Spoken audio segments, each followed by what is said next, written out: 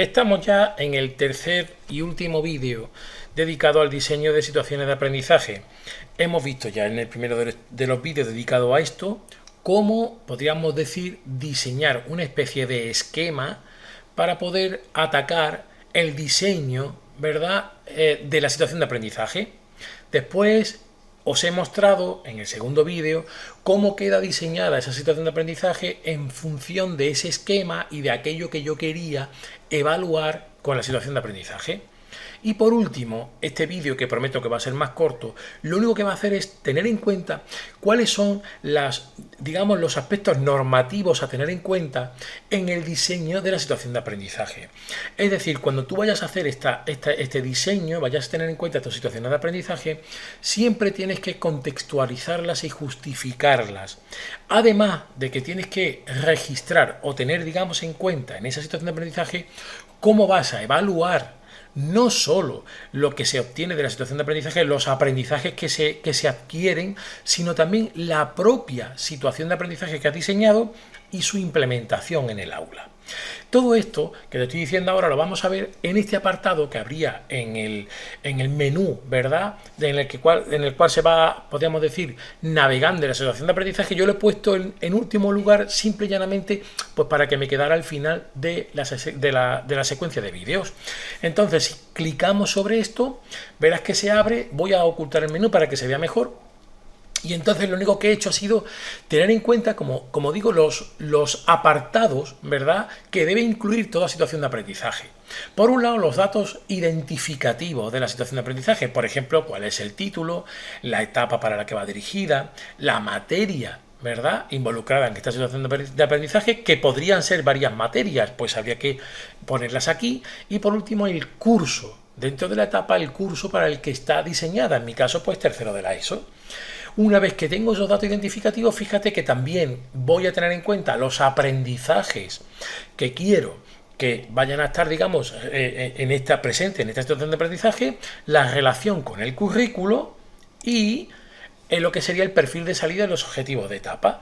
Así que fíjate que tendríamos, por un lado, aprendizajes. Pues en mi caso, la situación de aprendizaje brinda la posibilidad al alumnado de descubrir que pueden relacionar magnitudes distintas para poder estimar con una exactitud muy alta una en función de la otra magnitud. Se trata de una estrategia muy común en ciencia y que nos permite obtener gran cantidad de datos que luego se convierten en conocimiento esencial para el avance de las sociedades. Es decir, es un modo de trabajar en ciencia y yo lo que quiero es, con un ejemplo simple, que ellos vean la utilidad de ese modo. Esos van a ser los aprendizajes que yo quiero que se adquieran con esta situación de aprendizaje. La relación con el currículo, pues esto lo veíamos en el primero de los vídeos. Las competencias específicas que se trabajan, los criterios de evaluación que están involucrados y los saberes básicos. Y la relación, en este caso, con el perfil de salida y los objetivos de etapa, pues habría que poner cuáles son los descriptores del perfil de salida. En mi caso, pues aquí están todos esos descriptores que tienen que ver con las competencias específicas que yo he tomado en consideración para hacer esta situación de aprendizaje, y los objetivos de etapa, que también son normativos, los encuentras en el Real Decreto o en el decreto, ¿verdad?, dependiendo del nivel de concreción que uses, pues tendría los objetivos de etapa a los que hace referencia a la situación de aprendizaje. Esto es preceptivo. Debes hacerlo para tener, digamos, contextualizado dentro de la normativa el producto, en este caso, la situación de aprendizaje que vas a diseñar o que has diseñado. Después vendría la estrategia metodológica, es decir, debes explicar también cuál es la metodología o las metodologías que vas a usar. En este caso, pues es una situación experimental y se desarrolla fuera del aula mediante trabajo individual. Así que lo que yo estoy proponiendo como metodología es un aprendizaje deslocalizado y asíncrono. Es decir, va a estar fuera del aula y además no ocurre el aprendizaje mientras yo observo, sino que ellos van a hacer el experimento según unas pautas que se les dan, ¿verdad?, y yo voy a evaluar el resultado. Esta forma de trabajar proporciona a los estudiantes la oportunidad de mejorar su autonomía e iniciativa a la hora de llevar a cabo un trabajo.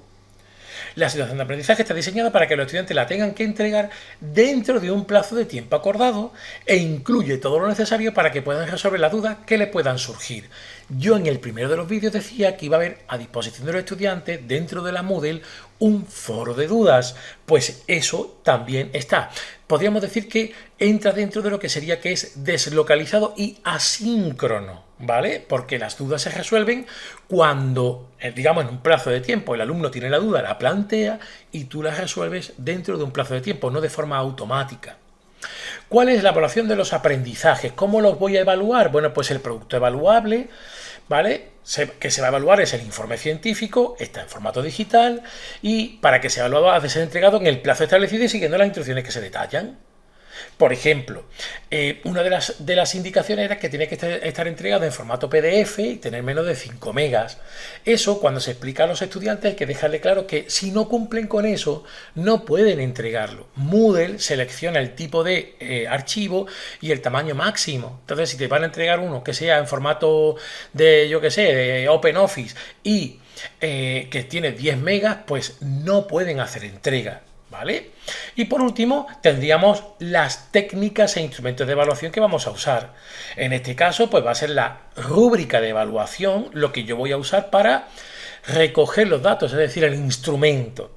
Y la técnica va a ser, pues, la evaluación del producto final, del informe. También, ¿verdad? Voy a hacer uso de los portafolios que tienen los estudiantes para que puedan recoger las conclusiones y evidencia de aprendizaje una vez que hayan terminado la situación de aprendizaje. Esa sería la segunda herramienta o el segundo instrumento de evaluación. Eso lo hace, ¿por qué? Porque implica trabajar un poco la autoevaluación que van a realizar los estudiantes. Y por último, que te he comentado antes, vendría la evaluación de la situación de aprendizaje. En mi caso, yo pongo 3 pestañas, como ves aquí. Una, la evaluación del diseño, es decir, la claridad en las explicaciones para llevar a cabo el experimento. La temporalización de la situación de aprendizaje, momento del curso en ponerla en marcha y el plazo para realizarla. Esto es importante. Por ejemplo, yo puedo detectar que al final los chicos han tenido muchos problemas para hacer el experimento porque faltaban pasos. Y entonces el foro de dudas se ha llenado de dudas de, profe, ¿cómo hacemos esto? Pues quiere decir que tengo que rediseñar esa situación de aprendizaje. Cuando la vaya a poner otra vez en marcha, tengo que ser capaz de ser más explícito a la hora de describir los pasos que tienen que hacer. Por ejemplo, puede ocurrir que esta situación de aprendizaje yo la haga demasiado pronto en el curso y me encuentre con que hay cosas que ellos no manejan. Pues también habría que tenerlo en cuenta aquí. O que el plazo que he dado es un plazo demasiado pequeño o demasiado laxo y entonces pues como que se pierden con tanto tiempo. Pues todas esas cosas son las que habría que tener en cuenta. También valorar el diseño universal para el aprendizaje aplicado en el recurso. Es decir, si he sido capaz de, en el diseño, tener en cuenta todas las necesidades, ¿verdad?, que yo tengo en realidad que cubrir dentro del aula. Y la consecución de las competencias específicas incluidas en el recurso. Una vez que yo haya hecho la evaluación, incluso he revisado los portafolios de los estudiantes, darme cuenta de si efectivamente la situación de aprendizaje está bien diseñada para lo que yo pretendía o no. Después, en cuanto a la implementación, es decir, por ejemplo, tener en cuenta las dificultades expresadas por los estudiantes. ¿Qué cosas son las que más trabajo le han costado? ¿Por qué? Pues porque quizá el diseño pueda ser bueno, pero la forma de ponerlo en práctica no. La utilidad de las técnicas e instrumentos de evaluación aplicados. Yo puede ser que al final decida que, bueno, pues que esto de que ellos hagan fotografías no me vale, que quizá voy a probar mejor con que se graben haciendo el experimento. Y la calificación y anécdotas expresadas por los estudiantes en sus portafolios. Eso también me va a ayudar a saber si la implementación ha sido buena o no. Y por último me pongo las mejoras, ¿vale? Las mejoras que tendría que hacer para el diseño de la situación de aprendizaje o para la implementación de la situación de aprendizaje. Con estos apartados estaría cubierto todo lo normativo referente a la situación de aprendizaje.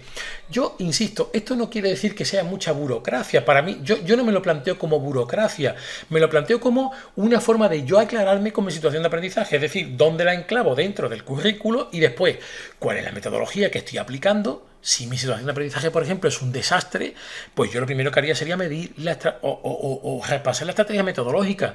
A lo mejor es que la metodología que yo he implementado no es válida para el grupo que tengo, ¿vale? Después bajaría un poquito más a cómo evaluar los aprendizajes y, por último, cómo ha resultado el diseño y la implementación de la situación de aprendizaje. Con esto ahora sí quedan listos los 3 vídeos que tienen que ver con el diseño de situaciones de aprendizaje y me encantaría saber si te ha sido de utilidad o no, también si tienes alguna duda, si hay algo que quieres que pueda ser un poco más explícito y hacer otro vídeo explicándolo, todo eso me lo puedes dejar en los comentarios y como siempre los leeré y además si hay algo que pueda hacer y cumplir, ¿verdad? Con esas demandas que me pudierais dejar, pues estaría encantado de hacerlo. Muchas gracias por la atención.